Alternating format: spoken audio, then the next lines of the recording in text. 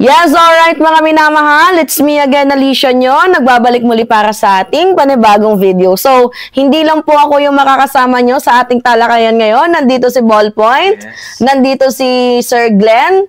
Hello. Biyahe ni Koy. At si... Yan, Jake Magnus TV.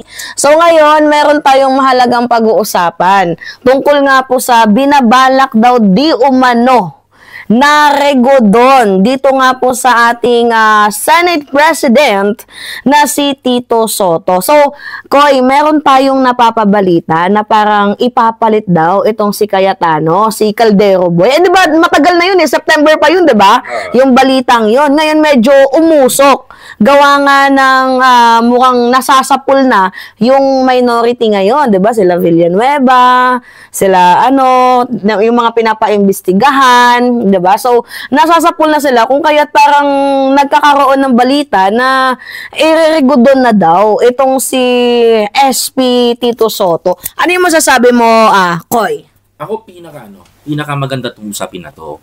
Kasi alam mo kung bakit. Nakikita na ng taong bayan na desperado ang opinion ko to desperado ang Senado ngayon na magpalit ng liderato. Una-una, sa taon na to, nakailang palit tayo ng Senate President. Sa termino na to, 3 beses kung magkakataon. Oo.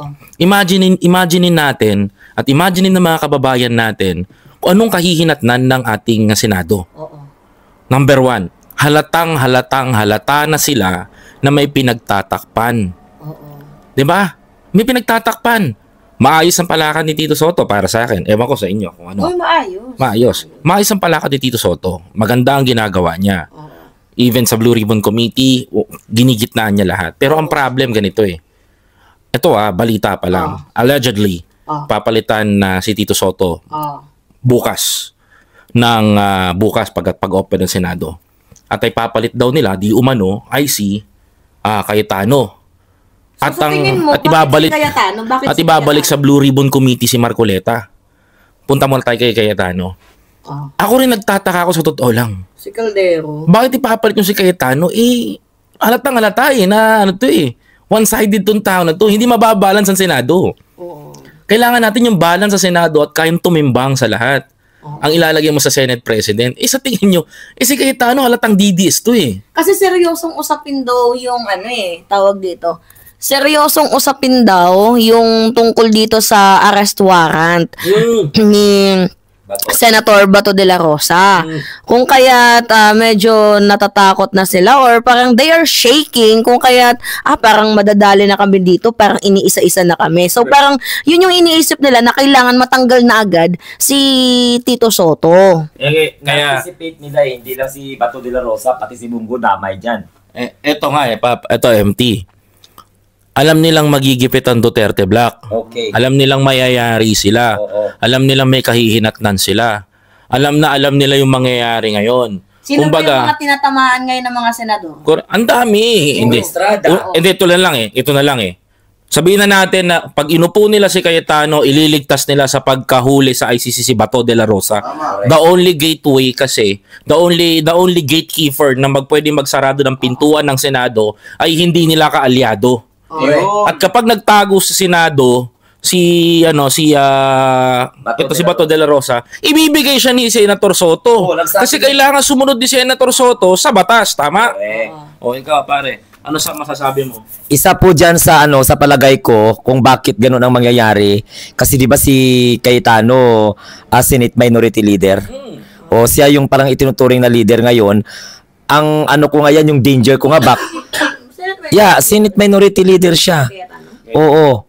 Tapos, ako nga duda nga, baka nga mamaya mahila pa niya yung kapatid niya eh. Mahihila niya. Tapos yung baka si JB Estrada lumipat din sa minority. Ang daming negotiation, kaya nga ganun sila kadeterminado na palitan si Senate President kasi ang bilang ngayon is 9. 9 over 13. Oo, 9 lang sila. Si Villanueva, si Estrada, si Padilla, Escudero, si Villar. Basta Nine Oh. sila. So ganun sila kadeterminado. Plus, mawawala sa kanila si Bato de la Rosa, yung sinasabi niyong gatekeeper, kasunod na po yan ang danger ni Bongo.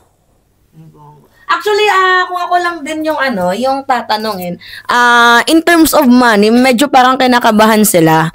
Kasi can you imagine mga minamahal, 'di ba, sa ongoing Senate investigation. So, syempre meron ng mga natatamaan na mga iilang senador.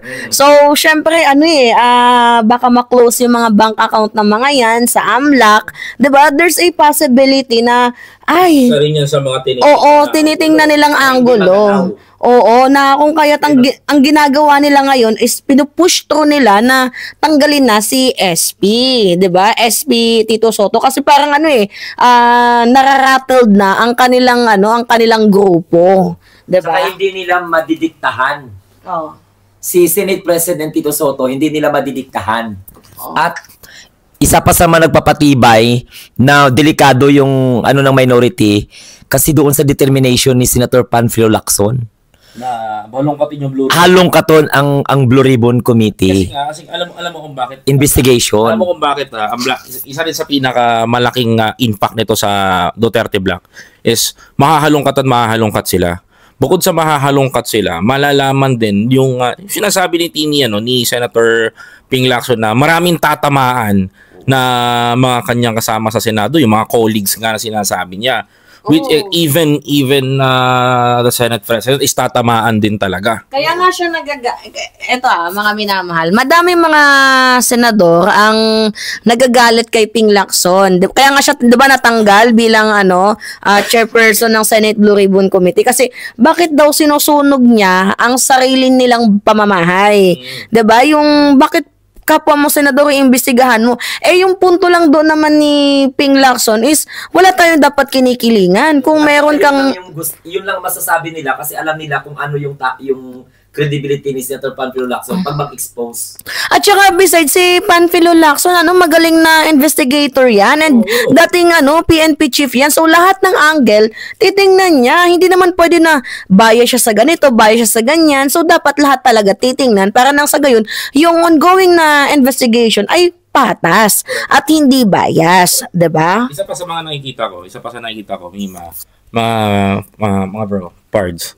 Isa pa sa nakikita ko na maraming panahon na ito yung hinanap natin na senador sa totoo lang. Yeah. Ito yung hinatang senador na maayos, walang kinakatakutan. Balance. Even yung mga tropa niya sa Senado, even yung mga kahit sino pa, wala siyang natatakutan. Ito yung hinanap natin senador talaga sa totoo lang. Pero kung mangyayari ang balasahan bukas, ang pagmapanood ng taong bayan to na pinag-uusapan natin, Sabam, 12 na, 12 na. O ngayon, mamaya, isa lang ang lalabas sa taong bayan nito. Halata sila na may pinagtatakpan na katarantaduhan sa loob ng Senado. At saka beside ganito yung mga senador ngayon, ito nagtataka ako. Ongoing yung bagyo natin ngayon. 'Di ba? Tayo nasasalanta tayo ng bagyo pero mas iniisip pa ng mga senador na magpalit ng liderato. Tama ba 'yun? Instead sana, magbigay muna tayo ng relief goods. Anuin muna natin tong bagyo. Paalisin muna natin to. Mas nauna pa nilang isipin 'yun yung magpalit ng liderato kontra isipin yung mga kababayan nating Pilipino na mas kailangan ng tulong. So anong klaseng mindset na meron sila, bro? Ito. May nakarating na info kasi sa akin. Reveal na natin para maganda.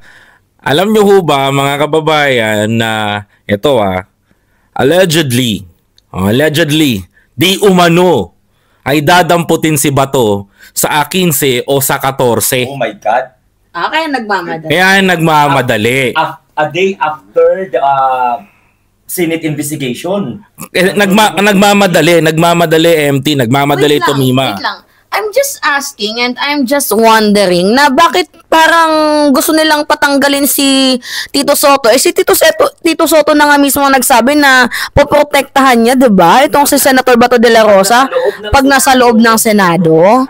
So bakit ba't nila tatanggalin si SP na nga nagsasabi poprotektahan daw itong si Bato de la Rosa. Sa totoo lang, hindi si Tito Sen ang target talaga nila gusto talaga nila makuha ang Blue Ribbon Committee. Kasi yun ang Pandora's Box eh. Yes. Damay sila lahat dyan. Kaya kailangan nila ma-secure ang Blue Ribbon Committee. Ipalit talaga nila. Ibalik nila si Marcoleta. Kasi mayroon pong malaking institusyon na damay din yan eh. Ito sabihin natin to. Ito kasi yan. Bakit nila binabalik si Marcoleta? You know the reason yung bakit. Nakita nyo na bumanat si Katon Ying. Nakita nyo paano bumanat si Katon Ying? Connect natin to kay Risa Ontiveros. Bakit binanatan ni Katon Ying si Risa Ontiveros para magingay? Bakit si Risa Ontiveros ang binabanatan nila? Kasi si Risa Ontiveros ang madalas na pumuna. Correct. Sa Blue Ribbon Committee. Exactly. Na ito yan. Ito sabi dito sa yung isang insurance company na Stronghold. wala din pangalanan. Wala din pangalanan kasi para patas sa iba, maraming iiyak eh. Sa bagay. Maraming iiyak. Nasa balita naman. Yes, nasa balita naman. Ang pagkakaalam ko ay meron daw itong institusyon na nagpapatakbo at pinakamalaking stockholder. Ang may-ari ng Stronghold ko. Meron itong isang malaking organisasyon. I don't know about So itong organization na to, pinipigilan nilang malaman kasi pag nalaman ng mga miyembro, boom, wasak. okay. Oh, alam niyo na. Okay, so Yes. wala tayong pag-usapan. Correct. It's please that's your personal opinion or nagbalita sa akin, not yung intel ko na yon. so meaning to say hindi pa siya totally guys, we are just finding for the truth. So hindi kami nakikipagmaritesan dito. Ang amin lang dito is syempre may mga A1 sources tayo, 'di ba? Yes. May mga intel din tayo. So hindi naman kasi may mga times din naman yung mga sinasabi natin lumalabas sa news na una nga lang tayo, 'di ba? Pero sa akin pero yung intel ko, sinabi ko the last time, ako yung nag-interview nun, na may huhulihin ngayong Di nga tayo nagkamali ulit. May dadamputin talaga. And then, narinig nyo naman, ilang beses na sinabi nung aking intel, na talaga may dadamputin. Yung tungkol naman dito sa isang insurance company na to, is legit yan. At nakita rin namin. Tinira nila si Risa Ontiveros para ma-divert kay Risa, but suddenly nabigo itong isang newscaster na magaling na vlogger na mabagal na may-ari ng restaurant ng fake news na may dinuguan. Di ba? Guys, joke yun sa dinuguan. Yun nga naging doon. So yun na. Huwag na natin sabihin kung baka magkaroon pa ng advertisement. Basta may purpose sila kung bakit nila tinira. Kaso nga lang, ang pinakamasaklap ito, hindi nag-click sa taong bayan. Ito, Mas lalo pa nga nagalit ang taong bayan eh. Kasi una nakita nila yung in fairness hindi ko talaga gusto yan si Risa Ontiveros. Hindi ko talaga binoto yan. Pero in fairness sa mga posisyon niya sa hearing, o lalong-lalo na dito, siya yung nagpursige na hindi lang dapat ngayon ang pag-iimbestigahan. Dapat ibalik yung panahon pa na kung saan pinamunuan ni former President Rodrigo Duterte ang bansa.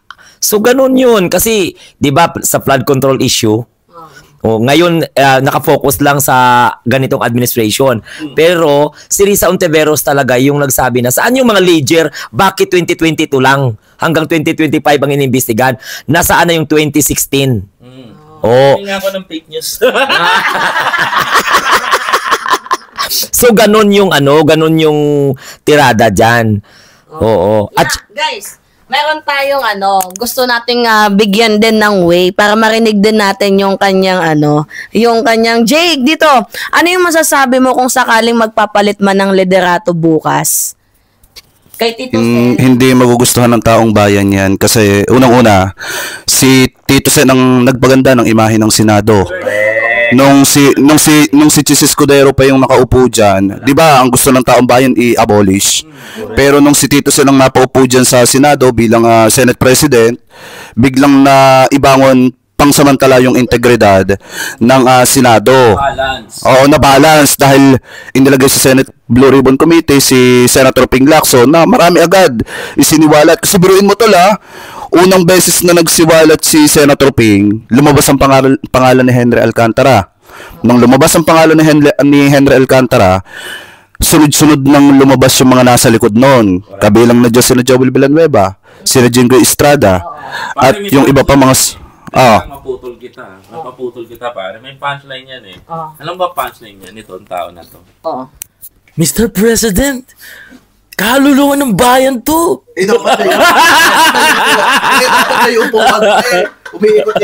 Mr. President, kaluluwa ng taong bayan to.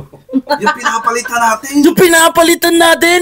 Pangalan ng kaliyan. Pangalan ng kaliyan. Yung pangalan ko nakatataon sa Bulacan. Mr. President. Yung ba yun, man? Eto, mukhang connected dyan pre sa ano. Sa chismis ni Coach Jared, kung nabasa mo yon. Yung dalawang religious group na pinondohan ni Sara at saka ni Pulong. Yun nga yung sinasabi ko. Tapos isasabay yung Wigo dun sa Senate. Yes. Para hindi gaanong ramdam ng taong bayan. Exactly. Connected dyan, pre. So, Diba? eto nga, panawagan ko lang sa mga kababayang Pilipino natin. Alam nyo naman na naging malapit sa amin, especially sa amin, mga TVJ Defender, si Tito Sen.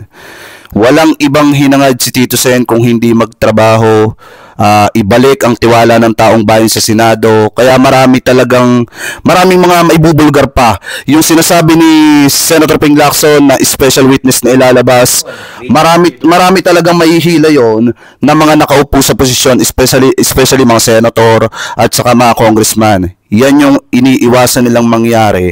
Kaya hanggat maaga pa, pipilitin nilang mapatalisik si Tito Sen sa pwesto at saka mapalitan itong si Senator Ping Lacson. Ayun na nga. So ito si Mima. Mima, ano masasabi mo doon sa gusto nilang mangyari sa Senado ngayon?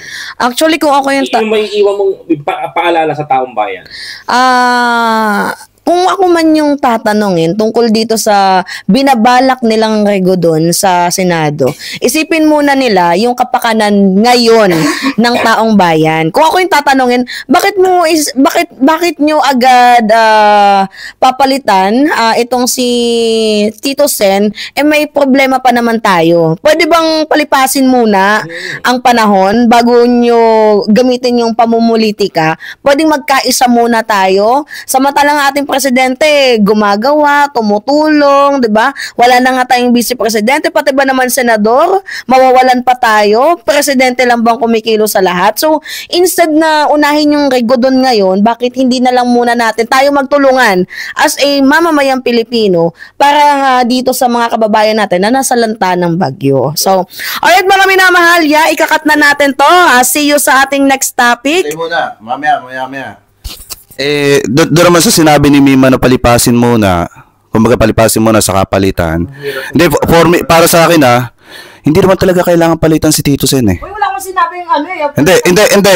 Yung kumbaga inaano ko lang, yung nililiwanag lang natin sa taong bayan kasi may mga double cards na nanonood kay Mima. Hindi po ibig sabihin ni Mima na papalitan si Tito Sen. Ang sa amin lamang po, unahin muna yung problema bago politikahin si Tito Sen. Kasi sabi nga ni Koy, matagal na nilang gustong gawin yan kay Tito Sen. Para sa akin lang naman, in my personal opinion, hindi naman talaga kailangan palitan si Tito Sen kasi nga, balance ang Senate ngayon. Correct. Yes, alright mga minamahal. Kami po ay magpapaalam na. See you sa ating pangalawang topic. Thanks. Please don't forget to follow, like, comment, share, and subscribe sa lahat ng aming YouTube channel. Sundan kami sa lahat ng platform sa mas mainit pang balitaan at komento na maririnig nyo dito sa social media. Ito na yung pinagkakatiwalaan ngayon. Pinakikigan ng taong bayan. Kaya sa lahat ng mga Pilipino nakikinig ngayon, mabuhay po kayong lahat, magkaisa tayo sa laban na ito. Of course, supportahan niyo po ako. Maraming salamat po. Supportahan niyo po ako sa kayong cameraman.